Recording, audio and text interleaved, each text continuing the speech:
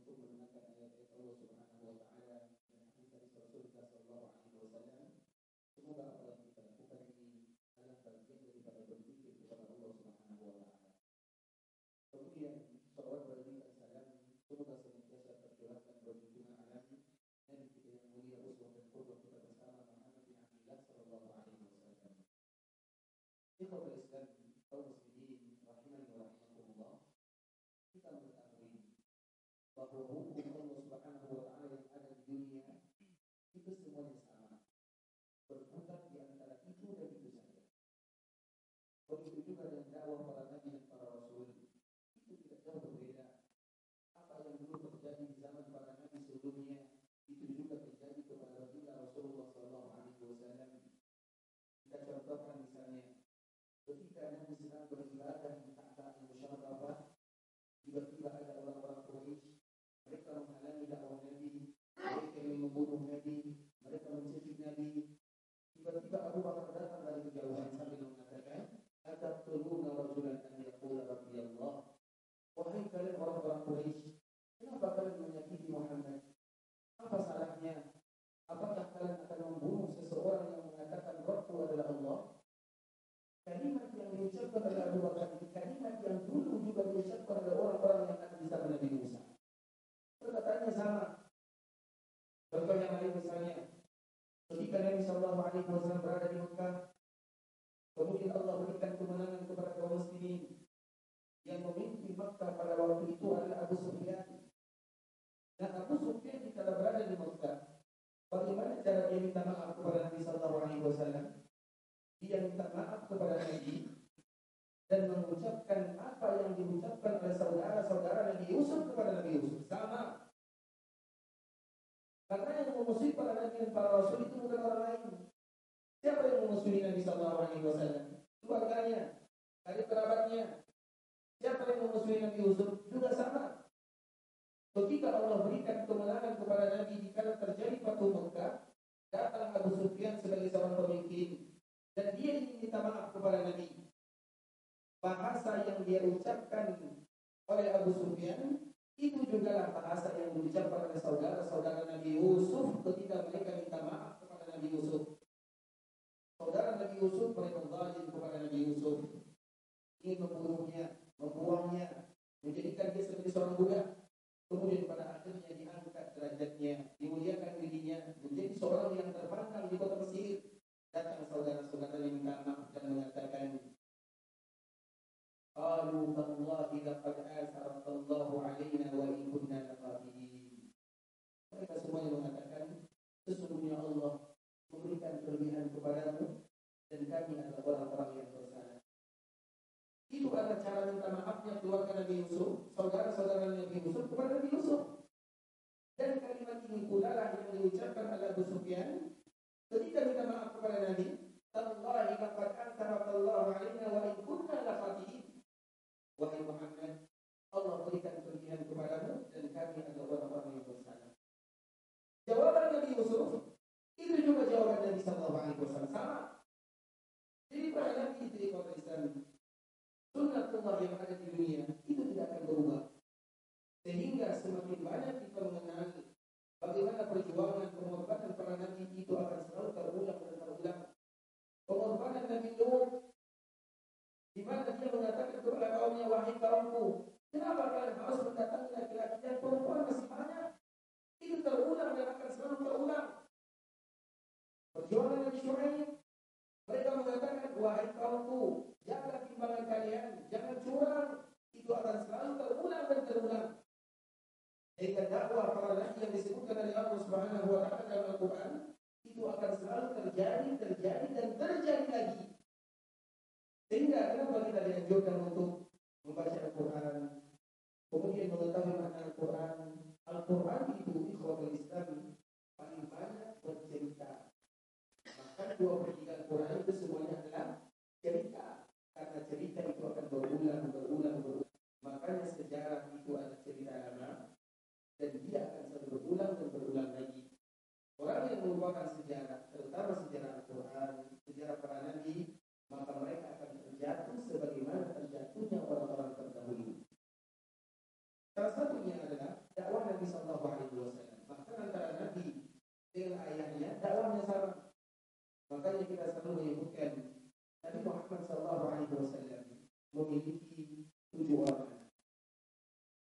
Nabi Sallallahu Alaihi Wasallam punya 7 orang anak, 3 laki-laki, 4 perempuan. Yang laki-laki siapa namanya? Qasim, Abdullah, Ibrahim. Yang perempuan namanya adalah Zainab, Ruqayyah, Ummu Kulthum, Fatimah. Ini 7 orang anak Nabi, 7 orang anak Nabi Sallallahu Alaihi Wasallam. Meski begitu kita belum menghafalnya. Nah, salah satu anak Nabi namanya adalah Ibrahim. Mengapa Nabi menamakan anaknya dengan Ibrahim? Karena sejarah Ibrahim itu sama dengan kakeknya Ibrahim. Sejarah Ibrahim anak Nabi ini sama sejarahnya dengan kakeknya. Apa sejarah kakek Nabi Sallallahu Alaihi Wasallam? Perjuangan Nabi Ibrahim dikala berada di Mesir, yang mana istri Nabi ini juga bernama Maria Al-Qibtiyah dari Mesir juga. Karena Nabi punya nenek yang berasal dari Mesir. Nenek Nabi itu berasal dari Mesir. Namanya adalah, siapa nama nenek Nabi? Nenek Nabi. Siapa nama nenek Nabi? Baik, kakek Nabi siapa namanya? Ayah Nabi siapa namanya? Ibrahim. Nabi Muhammad Sallallahu Alaihi Wasallam mengatakan Ibrahim Abi. Nabi Ibrahim itu ayahku. Kakek Nabi berarti ayah Nabi, kakek Nabi berarti nenek Nabi siapa namanya? Hajar. Hajar alaihissalam. Dan cerita Hajar ini sama. Hajar ini kalau Islam. Nanti akan kita sebutkan bagaimana sejarahnya agar kita tahu silsilah Nabi itu adalah silsilah yang termulia. Orang yang terpandang dalam segi sejarah yang mulia dari segi nasab, semuanya diberikan kemuliaan. Nah, Hajar ini berasal dari Mesir. Istri Nabi Maria juga berasal dari Mesir. Perjuangan mereka sama. Sehingga Nabi dikala mendapatkan keturunan dinamakan dengan Ibrahim, karena Nabi ingat akan sejarahnya sama dengan ayahnya atau kakeknya Ibrahim, dinamakan anaknya dengan Ibrahim. Sehingga sama ya kalau Islam. Pada jarak antara Nabi Ibrahim dengan Nabi Muhammad Sallallahu Alaihi Wasallam berapa tahun? Ada yang tahu? Jarak para Nabi itu secara umum di kota Islam, terutama Nabi-Nabi yang Nabi-Nabi Ulul Azmi, antara Nabi Adam dengan Nabi Nuh, 2 abad. 2 abad itu kurang lebih 100 atau 1000 tahun. Antara Nabi Nuh dengan Nabi Ibrahim 10 abad lagi, atau 10 abad lagi, nasional turun. Berarti berapa tahun? 1000 tahun lagi. Antara Nabi Ibrahim dengan Nabi Musa kurang lebih 700 tahun. Antara Nabi Musa menuju Nabi Isa kurang lebih 500 tahun. Antara Nabi Isa dengan Nabi Muhammad kita semua tahu. Berapa tahun? 600. Berarti berapa jarak antara Nabi Ibrahim dengan Nabi Muhammad? Bangun dulu. Berapa jaraknya? 1800 tahun. Karena jarak antara Nabi Ibrahim dengan Nabi Musa 700 tahun. Nabi Musa kepada Nabi Isa 500 tahun. Dari Nabi Isa menuju Nabi Muhammad Sallallahu Alaihi Wasallam 600 tahun. Berapa tambahannya? 1800 tahun. Tapi sejarah mereka itu sama dan serupa. Baik, di Islam kita akan bercerita sedikit tentang sejarah atau perjuangan, karena memang kita bercerita kalau tentang Nabi Sallallahu Alaihi Wasallam kita sudah sering mendengarkannya. Kita akan bercerita tentang kakeknya Rasulullah Sallallahu Alaihi Wasallam, yaitu Nabi Ibrahim, agar kita tahu dari mana kesamaan sejarah Nabi Sallallahu Alaihi Wasallam.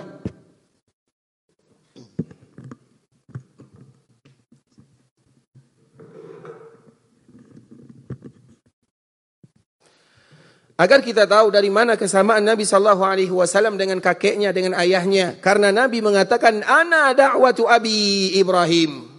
Saya ini adalah hasil daripada perjuangan ayahku Ibrahim. Nabi Sallallahu Alaihi Wasallam yang jaraknya antara Nabi Ibrahim dengan dirinya 1800 tahun.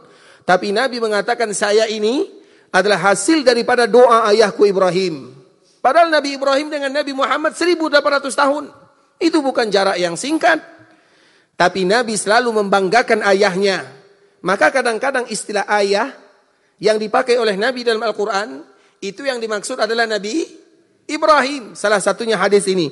Ana da'watu abi. Saya ini adalah karena hasil doa ayahku. Kapan Nabi Ibrahim berdoa kepada Allah untuk Nabi Muhammad sallallahu alaihi wasallam? Dulu dikala dia membangun Ka'bah, yang mana sebelumnya Nabi Ibrahim mengantarkan anak dan keluarganya sesuai dengan cerita Idul Adha, ya, kita tahu semuanya. Kemudian Nabi Ibrahim mengantarkan anaknya Ismail, istrinya Hajar. Kemudian setelah mereka tumbuh, Allah perintahkan mereka membangun Ka'bah. Perjuangan, pengorbanan, kesusahan, kelelahan, keletihan yang dirasakan oleh Nabi Ibrahim.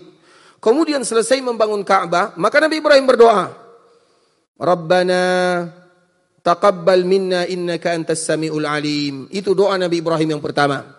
Ya Allah, terima amal ibadah kami ini. Terima perjuangan kami. Terima pengorbanan kami. Pengorbanan yang tidak ringan. Berpisah dari anaknya yang begitu jauh jaraknya. Kemudian membangun rumah Allah yang sangat mulia. Dengan kelelahan dan keletihan, itu berat. Membangun Ka'bah di zaman sekarang mudah. Tapi coba bayangkan bagaimana membangun Ka'bah di zaman Nabi Ibrahim. Ka'bah itu batunya betul-betul berasal dari batu gunung. Makanya di Mekah itu ada namanya Gunung Ka'bah namanya. Kenapa? Karena dari gunung inilah, dari bukit inilah batu Ka'bah itu dijadikan bangunan. Kalau kita membangun Ka'bah di zaman sekarang mudah. Tapi coba bayangkan bagaimana Nabi Ibrahim membangun Ka'bah. Mudah atau sulit? Sulit. Belum lagi mengukir batunya, belum lagi mengangkat batunya. Anaknya hanya sebagai penolong saja. Karena anaknya belum terlalu dewasa, Ismail. Kemudian di saat itulah Nabi Ibrahim kembali berdoa kepada Allah. Karena di antara salah satu doa yang terindah adalah dikala kita berada di dalam kelelahan dan keletihan. Baik itu lelah dalam beribadah atau kita lelah menerima musibah yang diberikan kepada kita. Karena lelah itu bukan satu. Ada orang lelah beribadah, penat dia beribadah, penat dia salat, berdoa. Ada orang lelah, terlalu banyak musibah yang menimpa dirinya. Datang satu, datang lagi yang lain. Musibah dari sana, musibah dari sini. Dan ketahuilah, semakin kita lelah, itu adalah waktu di mana doa kita dikabulkan oleh Allah Subhanahu wa taala. Dan salah satunya doa Nabi Ibrahim. Bukan hanya doa Nabi Ibrahim, doa para nabi. Nabi Sulaiman, dikala dia membangun Masjidil Aqsa, dia juga berdoa kepada Allah, langsung dikabulkan. Nabi Ibrahim, dikala berdoa membangun Ka'bah, juga dikabulkan. Dan salah satu doanya, Rabbana wab'ats fihim rasula min anfusihim. Dikala Nabi Ibrahim membangun Ka'bah, beliau berdoa kepada Allah, Ya Allah, utus seorang nabi, utus seorang rasul dari bangsa mereka. Dan itulah Nabi Muhammad sallallahu alaihi wasallam. Kapan Nabi Ibrahim berdoa? Setelah lelah beribadah, berletih kepada Allah Subhanahu wa taala. Makanya cerita para nabi dan para rasul itu ikhwatul Islam ada hubungan antara satu dengan yang lainnya. Nabi Ibrahim setiap kali berbicara tentang Nabi Muhammad mengatakan ini anakku. Nabi Musa dikala berbicara tentang Nabi Muhammad sallallahu alaihi wasallam mengatakan ini saudaraku. Begitu para nabi yang lainnya. Karena sejarah cerita mereka tidak terlalu jauh berbeza. Dan salah satunya adalah cerita tentang Nabi Ibrahim alaihissalam. Nabi Ibrahim ini ikhwatul Islam perjuangannya juga berat. Sebagaimana beratnya perjuangan baginda Rasulullah sallallahu alaihi wasallam. Sehingga kedua nabi ini dinamakan dengan Al-Khullah atau Khalil. Khalilullah. Nabi Ibrahim namanya adalah Khalilullah. Nabi sallallahu alaihi wasallam juga dinamakan dengan Khalilullah. Sehingga seorang muslim ketika mereka ingin memuji Nabi, maka sebutlah dengan kata Muhammadun Khalilullah. Itu adalah pujian tingkat tinggi untuk baginda Nabi sallallahu alaihi wasallam, bahkan mengalahkan kalimat Muhammadun Habibullah. Kalau kita mengatakan Muhammadun Habibullah, itu pujian yang kalau bahasa kitanya belum terlalu bagus. Iya, tidak salah. Tapi kalimat Habib itu kalimat yang masih berada di bawah.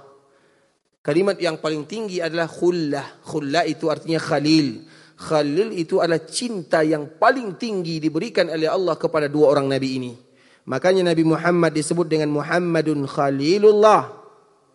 Dan Ibrahim juga dinamakan dengan Khalilullah. Makanya kalau kita memuji Nabi, dan mesti kita memuji Nabi, selalulah mengucapkan Muhammadun Khalilullah. Muhammadun Khalilullah. Kalimat khalil itu adalah tingkat cinta yang tertinggi diberikan oleh Allah Subhanahu wa taala kepada mereka berdua. Nabi Ibrahim ini ikhwatul Islam, akan kita tahu sejarahnya dari mana datangnya. Nabi sallallahu alaihi wasallam lahir dari orang tua yang luar biasa perjuangannya. Kita tahu Nabi Ibrahim itu di masa kecil, dia pekerjaannya tentu membantu orang tuanya. Pekerjaannya adalah menjual patung. Karena ayahnya pekerjaannya adalah membuat patung. Jadi Nabi Ibrahim itu punya ayah. Ayahnya ini bekerja sebagai pembuat patung. Otomatis yang menjual patung adalah anak-anaknya. Nabi Ibrahim, dia sudah lama tidak suka kepada patung-patung. Patung dibuat, dijual, disembah. Tapi dia juga tidak bisa mengingkari perintah ayahnya. Maka setiap kali dia berdagang, Ibrahim itu berdagang, yaitu berdagang patung. Tidak mungkin dia durhaka kepada ayahnya, dan dia juga tidak mungkin durhaka kepada Allah Subhanahu wa taala. Maka dia berkeliling membawa patung-patung yang tadi dibuat oleh ayahnya sambil mengatakan, "Man yashtari man la yadur wa la yanfa'." Wahai kalian, siapa di antara kalian yang mau membeli daganganku? Karena dia berdagang. Tapi ingat, daganganku ini adalah sesuatu yang tidak ada manfaatnya. Kira-kira kalau ada orang yang berdagang seperti ini, laku atau tidak? Beli daganganku, tapi ingat, tidak ada manfaatnya. Laku atau tidak? Tidak laku.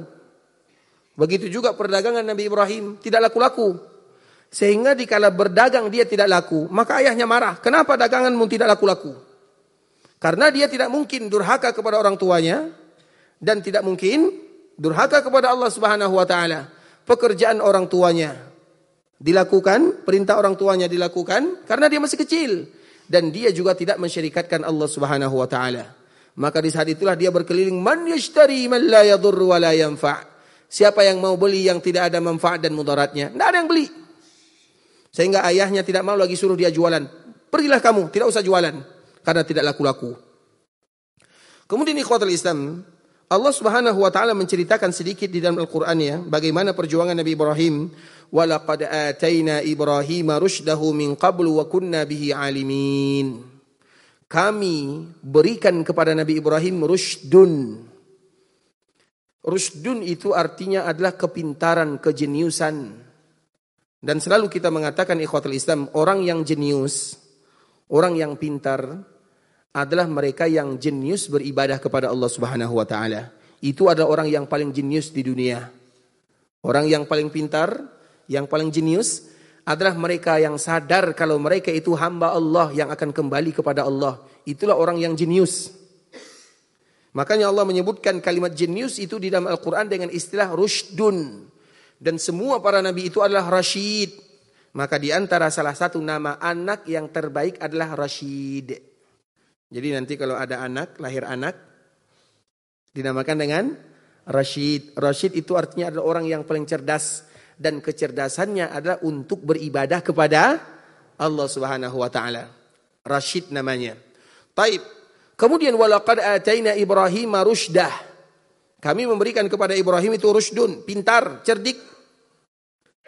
Salah satu kecerdikan atau kepintaran yang diberikan oleh Allah kepada Nabi Ibrahim itu dilihat daripada dia berjualan. Sebagaimana tadi yang kita sebutkan, dia tidak durhaka kepada ayahnya dan dia juga tidak durhaka kepada Allah Subhanahu wa taala. Kemudian setelah beberapa saat, karena dia masih kecil, tiba-tiba dia bertanya, "Idz qala li abihi wa qaumihi ma hadhihi at-tamathil allati antum laha aqifun?" Wahai ayahku, patung ini yang kita buat, yang kita beriktikaf, kira-kira ini dari mana? Terbuat dari apa? Dari mana? Dan bagaimana? Itu pertanyaan biasa dari Nabi Ibrahim. Apa jawaban ayah Nabi Ibrahim? Qalu wajadna aba'ana laha abidin. Wahai Ibrahim, ini yang dilakukan oleh kakekmu, nenekmu. Qalu wajadna aba'ana. Kakekmu, nenekmu, buyutmu, mereka dulu menyembahnya. Tidak ada alasan yang lain. Qala laqad kuntum antum wa aba'ukum fi dhalalin mubin. Kalau demikian keadaannya, tidak ada alasan, berarti semua kalian sama saja. fi dhalalim mubin. Melakukan sesuatu yang tidak jelas. Dalam urusan dunia, kalau ada orang yang melakukan sesuatu yang tidak jelas, apa namanya? Dia melakukan sesuatu pekerjaan yang tidak jelas. Apa namanya? Orang pintar atau orang jenius? Yang mana? Itu bukan kata saya. Pintar atau jenius? Orang yang tidak ada kerjaan namanya. Melakukan sesuatu yang tidak jelas. Tidak jelas, dilakukan, maka semua kita sepakat kalau orang itu adalah orang yang kurang bagus lah. Jangan katakan bodoh ya. Baik. Itu urusan dunia. Coba kira-kira dalam urusan agama, melakukan sesuatu yang tidak jelas, apa namanya? Jahil ya. Dari situlah istilah muncul jahiliyah. Iya Pak ya, Masya Allah jahil ya. Ini hadiahnya, Masya Allah. Pas jawabannya. Masya Allah. Barakallahu fiik, Allah yahfadzak. Jahil, jahiliyah. Dari itu dinamakan dengan jahiliyah. Melakukan sesuatu perkara agama yang tidak jelas namanya jahil. Dan orang yang paling banyak melakukan sesuatu yang tidak jelas itu di zaman Nabi. Maka mereka disebut dengan, mereka bukan orang bodoh, tapi jahil saja. Terutama dalam urusan agama. Melakukan sesuatu yang tidak jelas dalam urusan dunia disebut dengan jahil. Begitu juga perkara agama, jahil juga namanya. Makanya Nabi Ibrahim mengatakan yang demikian. Kemudian ikhwatul Islam, tentunya ungkapan ini orang tuanya masih merasa perkataan seorang anak-anak lah, dia tidak menghiraukan. Maka di saat itulah ikhwatul Islam, Nabi Ibrahim selalu mencari cara bagaimana ungkapan dia itu bisa dihiraukan. Maka di saat itulah ikhwatul Islam, Nabi Ibrahim mengatakan, Qala bar rabbukum rabbus samawati wal ardi alladhi fatarahunna wa ana ala dhalikum minasyahidin. Wahai kalian semuanya, dia mengatakan kalimat ini kepada ayahnya. Rabb kalian itu adalah Rabb yang menciptakan langit dan bumi. Bukan Rabb yang kalian ciptakan. Kalian pahat sendiri, kalian buat sendiri, kemudian kalian sembah sendiri. Mana akal kalian? Seolah-olah itu ungkapan Nabi Ibrahim alaihissalam. Kemudian, watallahi la akidanna asnamakum ba'da an tuwallu mudbirin. Nabi Ibrahim itu ikhwatul Islam mengatakan, kalau kalian nanti meninggalkan kampung ini, aku akan hancurkan patung-patung yang tadi kalian buat. Itu merupakan di antara salah satu dakwah Ibrahim. Kemudian ikhwatul Islam, karena biasanya hari raya, hari berkumpul, itulah adalah hari sesuatu yang terbiasa dilakukan mulai dari zaman dahulu kala. Karena memang dengan kita berkumpul, melihat situasi hari raya itu adalah hari di mana hari di mana orang-orang bergembira, dan setiap orang punya waktu bergembira, tidak ada masalah. Hanya saja bergembira dalam sesuatu yang diizinkan oleh Allah Subhanahu wa taala. Makanya kita tidak boleh berhari raya, apapun nama hari raya, kecuali yang diizinkan oleh Allah Subhanahu wa taala. Kemudian kaumnya berhari raya. Faja'alahum juzada illa kabiran lahum la'allahum ilaihi yarji'un. Dikala kaumnya mereka pergi meninggalkan berhala, meninggalkan kampung halaman, berhari raya, berfoya-foya, bersukaria, maka di saat itulah Nabi Ibrahim diajak oleh kaumnya dan mengatakan, wahai Ibrahim, ayo kita pergi berhari raya. Maka di saat itulah Nabi Ibrahim mengatakan, dan ini adalah di antara perkataan Nabi Ibrahim yang membuat dia tidak bisa memberikan kita syafaat.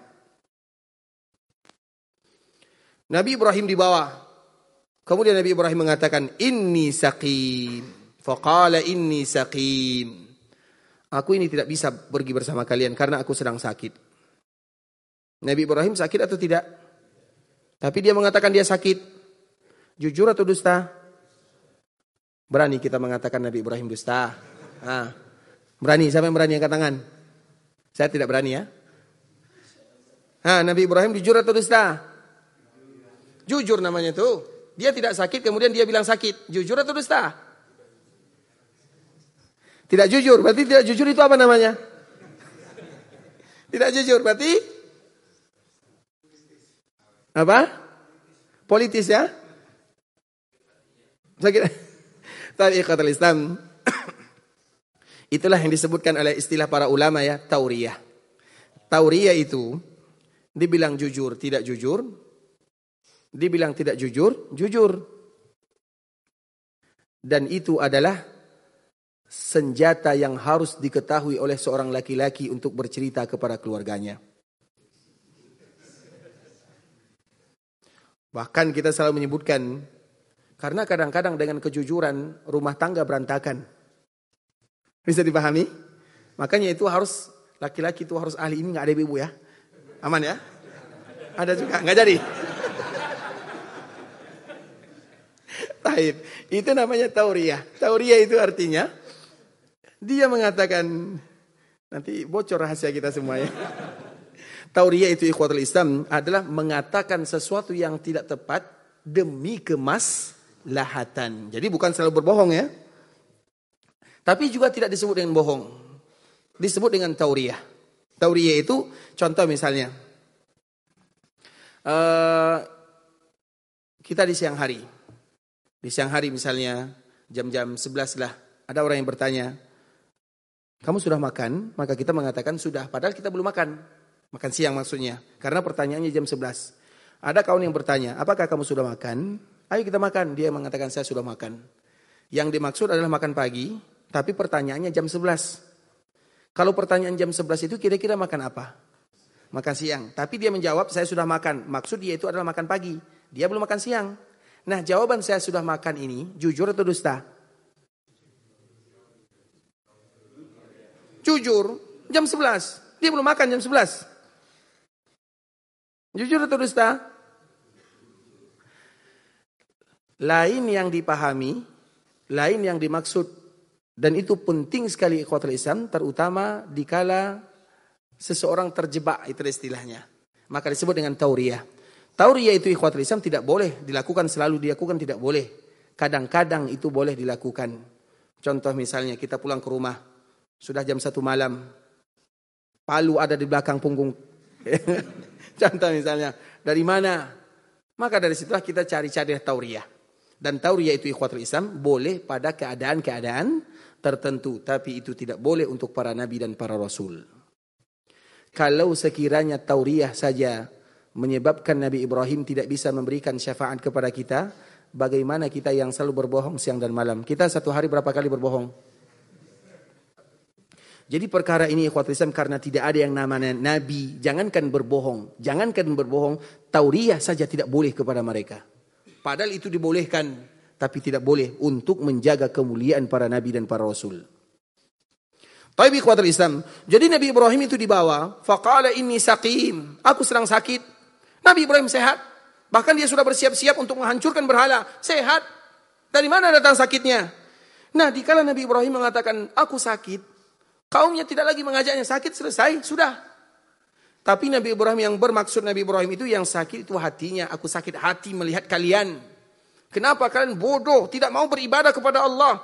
Patung yang kalian buat, kemudian kalian sembah. Di mana kepintaran kalian?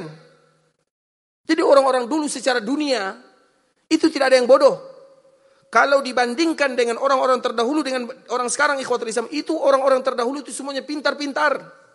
Bahkan ada di antara mereka yang menjadikan gunung sebagai rumah. Jadi gunung itu bisa mereka rubah menjadi rumah. Itu bukan pekerjaan yang mudah. Itu dalam urusan dunia. Tapi dalam urusan agama, tidak demikian. Makanya agama itu ikhwatul Islam. Agama itu membuat kita kembali kepada Allah Subhanahu wa Ta'ala. Mengembalikan fitrah yang sesungguhnya. Kalau urusan dunia, tidak demikian keadaannya. Sudah banyak orang yang lebih pintar dari kita. Kaum-kaum sebelumnya, mereka jauh lebih pintar. Contoh misalnya piramid yang kita lihat sekarang. Siapa di antara kita kaum muslimin atau manusia sekarang yang bisa melakukan yang demikian? Tidak ada. Sampai sekarang dipelajari bagaimana cara mereka menyusunnya. Sulit. Tapi mudah bagi orang terdahulu, mudah. Artinya mereka itu pintar dalam urusan dunia, tapi bodoh dalam urusan akhirat. Dan kita tidak boleh sama dengan orang-orang tersebut. Tidak boleh. Kalau sekiranya kita pintar dalam urusan dunia, wajib lebih pintar dalam urusan agama. Makanya belajar agama itu adalah kewajiban, bukan pilihan. Kalau ada waktu saya baru datang ke majelis taklim, ada waktu baru baca Quran, baru baca hadis Nabi, maka ketahuilah itu adalah orang yang tidak pintar sesungguhnya. Tapi ikhwatul Islam, ini mohon maaf ya kalau nasihatnya kasar sedikit ya, karena hari terakhir, jadi tidak ada masalah. Kalau ada yang marah kami akan lari nanti.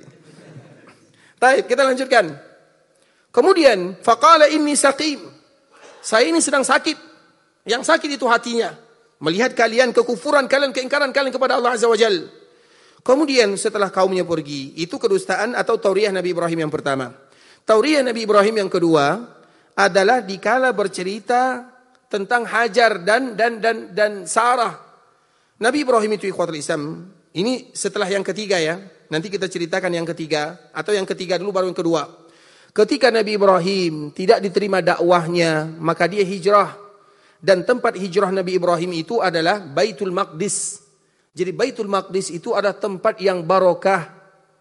Tempat yang barokah, tempatnya para nabi dan para rasul. Semua nabi yang pernah diutus oleh Allah Subhanahu wa taala pernah ada di sana. Semuanya tanpa terkecuali. Begitu juga dengan baginda Rasulullah sallallahu alaihi wasallam.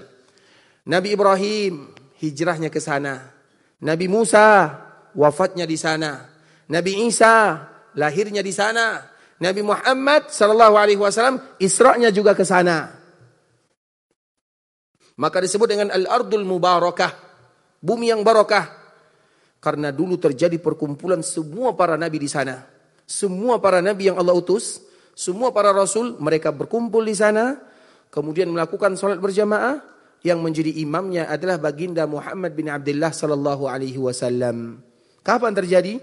Dikala Nabi berada di Baitul Maqdis untuk melakukan peristiwa Mi'raj. Jadi sebelum Mi'raj, Nabi Isra.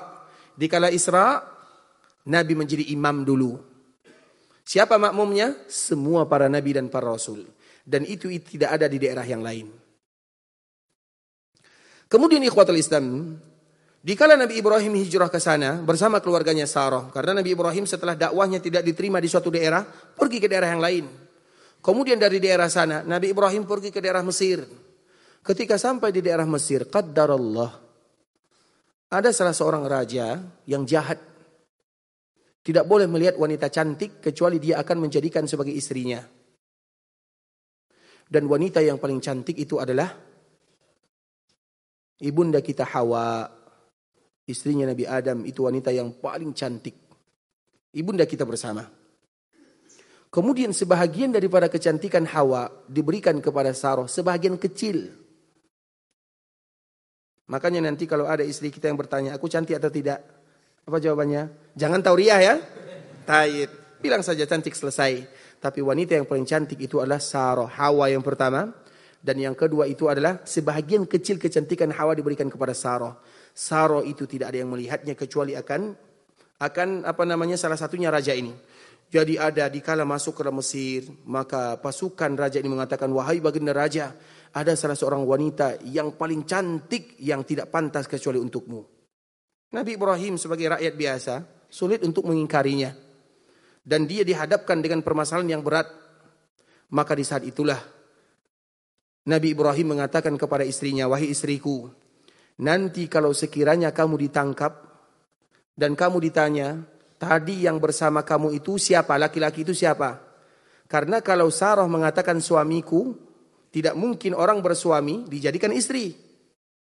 Bisa dipahami? Itu fitrah zaman dahulu kala. Karena Sarah sudah menikah, tidak mungkin raja ini walaupun dia jahat tidak mungkin menikahi perempuan yang sudah bersuami. Jadi bagaimana solusinya? Suaminya harus dibunuh dulu. Sehingga Nabi Ibrahim tahu akan yang demikian. Tapi kalau seorang wanita ini punya saudara, menikahi wanita yang punya saudara, boleh atau tidak? Tidak ada masalah. Maka di saat itulah Nabi Ibrahim berpesan kepada Sarah sebelum ditangkap, wahai Sarah, kalau nanti kamu ditanya, maka katakanlah aku adalah saudaramu.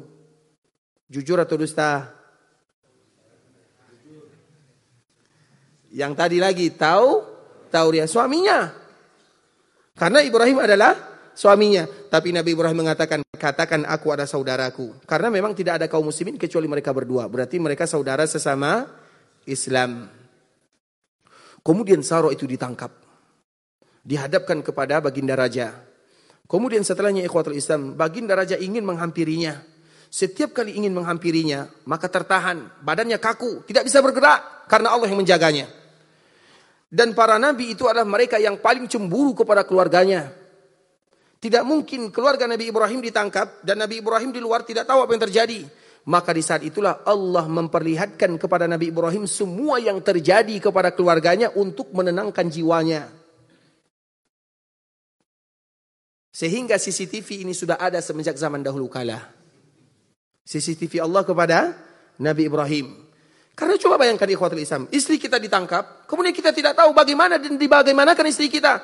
Kita nanti bisa menuduh. Allah tidak mau yang demikian. Allah jaga Nabi, Allah jaga keluarganya.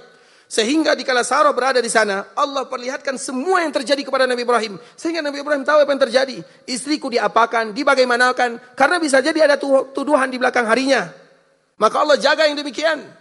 Setiap kali raja ini mendekati, dia tidak sanggup kaku, tidak bisa bergerak. Maka raja mengatakan, wahai fulana, kepada istri Nabi Ibrahim, berdoalah kepada Allah agar Allah melepaskan aku dari kekakuan ini. Maka Sarah berdoa. Kemudian setelah tidak lagi kaku, dia ingin maju lagi karena dia ingin memiliki Sarah. Kemudian kaku lagi, tidak lagi bisa bergerak. Begitu seterusnya.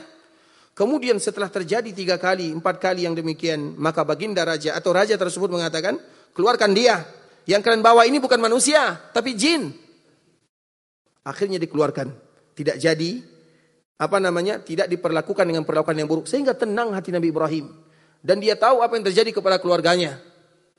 Kemudian di saat itulah, Sarah itu dikala dikeluarkan, diberikan hadiah. Karena tadi sudah ditangkap, diperlakukan dengan perlakuan yang tidak bagus. Diberikan kepadanya Hajar. Itulah asal muasal Hajar. Dan Hajar itu dulunya adalah seorang ratu dan permaisuri. Kemudian raja ini suka menangkap orang. Maka ditangkapnya. Kemudian pada akhirnya diberikan kepada Sarah. Agar kita tahu, Nabi kita itu berasal dari keturunan mana. Bisa dipahami ya sampai di sini? Jadi bukan berasal dari keturunan Buddha, ibunya Buddha. Jangan mengatakan kalimat ini. Karena nasab Nabi adalah nasab yang termulia. Taib itu yang kedua. Yang ketiga, pembahasan kita ini. Taib ikhwatal Islam. Faja'alahum juzadan illa kabiran lahum la'allahum ilaihi yarji'un. Dikala Nabi Ibrahim merasa sakit hati dan dia tidak ikut bersama kaumnya, maka di saat itulah dia hancurkan semua berhala-berhala yang ada. Kemudian ketika kaumnya pulang dari ritual dan hari raya, mereka semuanya kaget, pusing, tidak tahu apa yang terjadi. Qalu man fa'ala hadza bi alihatina innahu laminadh dhalimin. Siapa yang berbuat ini kepada Tuhan-Tuhan kita? Dia ada orang yang jahat, orang yang zalim. Qalu sami'na fata. Mereka mengatakan kami mendengar ada fata. Fata itu umurnya kurang lebih belum lengkap 20 tahun. Disebut dengan fata. Fata itu kalau bahasa kitanya remaja. Agar kita tahu Nabi Ibrahim dikala melakukan perbuatan yang besar ini, dia masih remaja, masih belum dewasa. Tapi dia sudah pintar berargumen. Qalu sami'na fata. Kami mendengar ada salah seorang pemuda, yazkuruhum yuqal, dinamakan dengan Ibrahim. Artinya Nabi Ibrahim itu tidak terkenal. Yuqalu lahu Ibrahim. Mungkin namanya tidak salah Ibrahim. Seolah-olah itulah ada bahasa yang disebutkan oleh kaumnya. Dan Allah mengatakan yang demikian. Qalu sami'na fatan yazkuruhum yuqalu lahu Ibrahim. Dikatakan. Kalimat di. Mana yang lebih kuat? Kalimat melakukan atau dilakukan. Mana yang lebih kuat? Kalimat aktif lebih kuat daripada kalimat pasif. Itu dalam kaidah bahasa. Kalimat aktif lebih kuat daripada kalimat pasif. Nah di sini digunakan kalimat pasif. Artinya tidak dihargai, tidak dipandang. Nabi Ibrahim itu tidak dipandang, tidak dihargai. Maka disebut dengan yuqal, dikatakan. Artinya mungkin namanya fulana, fulan. Kemudian, qalu fa'tu bihi ala a'yunin nas. Datangkan dia, tangkap. Kemudian setelah ditangkap, hadirkan semua manusia. Kejadian ini selalu sama. Nabi Musa, demikian juga Fir'aun memperlakukan, bawa Nabi Musa hadirkan semua manusia. Begitu juga kisah ashabul ukhdud, was-sama'i dhatil buruj, wal yaumil maw'ud, wa syahidin, wa masyhud qutila ashabul ukhdud. Kapan itu terjadi? Dikumpulkan juga semua manusia. Sejarahnya sama. Kalau sudah tidak lagi bisa berargumen, maka dikumpulkan orang banyak. Itu sejarah lama. Kemudian ikhwatul Islam, qalu fa'tu bihi ala ayunin nas. Kumpulkan semua manusia, kita keroyok dia. Itu bahasa kitanya. Qalu fa'tu bihi ala ayunin nas la'allahum yashhadun. Supaya semua orang ini bersaksi bagaimana jahatnya Ibrahim. Kemudian setelah Nabi Ibrahim ditangkap, dihadirkan semua manusia, dihakimi bersama-sama. Dihakimi bersama-sama itu ikhwatul Islam itu sesuatu yang sulit. Makanya kalau ada di antara kita yang mungkin S2, S3 di sidang, dikala di sidang itu bagaimana rasanya? Di sidang itu bukan perkara yang mudah untuk menjawab. Disidang oleh dosen, dan yang paling berat itu adalah disidang oleh istri. Itu paling berat sekali ikhwatul Islam. Karena disidang, karena kita akan mencari jawaban. Disidang oleh 1 orang, 2 orang saja itu berat. Apalagi disidang oleh semua manusia. Itu bukan pekerjaan yang ringan. Atau menjawabnya kaku. Contoh misalnya kita tampil depan sini. Kemudian kita ditanya. Itu sesuatu yang berat ikhwatul Islam. Apalagi yang menyidangnya semua orang kampungnya. Agar kita tahu bagaimana ujian Nabi Ibrahim. Kemudian dikala Nabi Ibrahim ditangkap di sidang. Qalu a anta fa'alta hadha bi alihatina ya Ibrahim? Wahai Ibrahim, apakah kamu yang melakukan ini, yang menghancurkan berhala-berhala kami ini? Kamu yang melakukannya? Qala bal fa'alahu kabiruhum hadha. Apa kata Nabi Ibrahim? Qala bal fa'alahu kabiruhum hadha. Bukan saya, tapi yang besar. Karena memang dikala Nabi Ibrahim menghancurkan berhala, dihancurkan semuanya kecuali yang paling besar. Sehingga dikala Nabi Ibrahim ditanya, apakah kamu yang menghancurkannya? Nabi Ibrahim mengatakan yang menghancurkan yang paling besar. Jujur atau tidak? Taib, siapa yang bisa jawab tauriyah? Tauriyahnya dari mana? Hah? Tadi kalau tauriyahnya jelas. Faqala inni sakim, saya sedang sakit. Yang sakit itu hatinya. Kaumnya menganggap yang sakit itu jasadnya. Nah sekarang tauriyahnya di mana? Nabi Ibrahim mengatakan bahwa yang menghancurkan yang besar. Padahal dia yang menghancurkan. Kenapa Nabi Ibrahim mengatakan yang menghancurkan adalah yang paling besar? Taib, yang ditinggalkan adalah yang paling besar. Terus yang sebenarnya yang menghancurkan siapa? Siapa? Nabi Ibrahim itu besar atau kecil? Kenapa dia mengatakan besar? Itu pertanyaannya. Bisa dipahami pertanyaannya? Bukankah Nabi... Karena tauriyah itu harus jelas. Apa yang dimaksud? Apa yang dituju? Nabi Ibrahim mengatakan qala bal fa'alahu kabiruhum hadha, yang melakukan yang paling besar. Kita tahu patung yang paling besar disisakan, tapi kenapa Nabi Ibrahim mengatakan yang melakukannya adalah yang paling besar? Yang paling besar itu apa maksudnya? Allah yang paling besar. Apakah Allah yang menghancurkannya? Tidak mungkin. Apalagi manusia paling besar, Nabi Ibrahim kecil, fata. Apa jawabannya? Akal yang besar. Macam mana kita bisa mengukur akal? Kalau tidak tahu kita sambung 2 tahun lagi. Jawabannya. Cepat. Tadi kita tahu, tauriyah yang pertama, Nabi Ibrahim mengatakan ini sakim, saya sakit. Kaumnya menganggap Nabi Ibrahim sakit badan, tapi maksud Ibrahim sakit hati, jelas. Yang kedua, Nabi Ibrahim mengatakan katakan aku saudaramu. Orang menganggap itu saudaranya, maksud dari Ibrahim saudara sesama Islam, jelas. Yang ketiga, yang menghancurkan adalah yang paling besar. Apa makna yang paling besar di sini?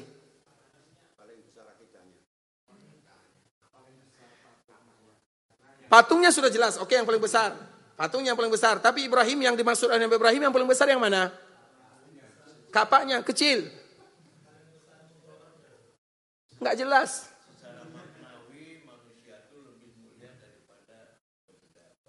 Kalau yang secara zahir saja, kita enggak usah maknawi. Nah, yang zahir-zahir saja. Karena yang maknawi susah untuk ditebak. Enggak nyambung, orang-orang terdahulu enggak nyambung. Nah, yang mana? Iman itu sesuatu yang maknawi juga, enggak jelas apa? Itu jelas, itu anggapan kaumnya. Sekarang maksud daripada Nabi Ibrahim supaya kita tidak mengatakan Nabi Ibrahim berdusta. Paham pertanyaannya? Karena kalau kita tidak tahu jawabannya berarti kita mengatakan Nabi Ibrahim itu tidak mungkin. Siapa yang bisa jawab? Yang besar nafsunya untuk menghancurkan. Hasrat ya? Apa?